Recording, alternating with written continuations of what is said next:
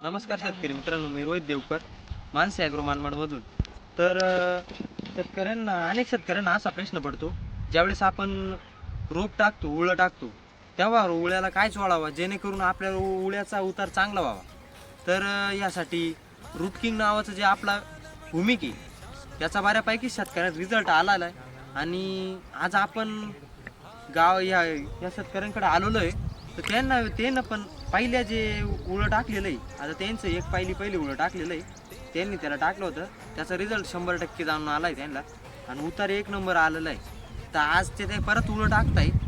त्यांना विचारू आपण, तुम्हाला पहिल्या उळ्यासाठी दिलं होतं आपण, त्याचा रिझल्ट कसा आला? नमस्कार. नमस्कार. तुम्हाला आम्ही रूट किंग नावाचं जे हुमिक दिलं होतं उळ्याला चोळण्यासाठी, तर तुम्ही पहिल्या उळ्याला वापरलेलं आहे, तर त्याला कसा रिझल्ट आला? त्याला आहे ना 1 नंबर रिझल्ट आला आहे.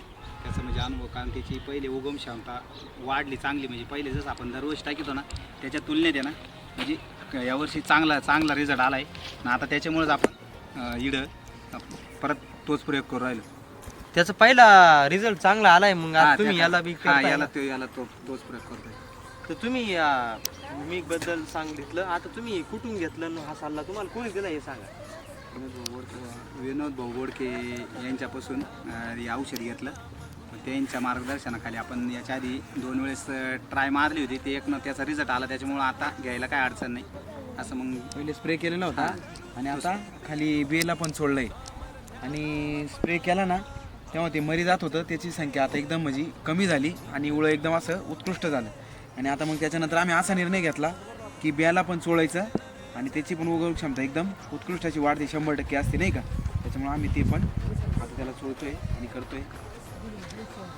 तर भाऊ तुमचं नाव सांगा. माझं नाव गोरख सीताराम लहाने, राहणार बेसगाव.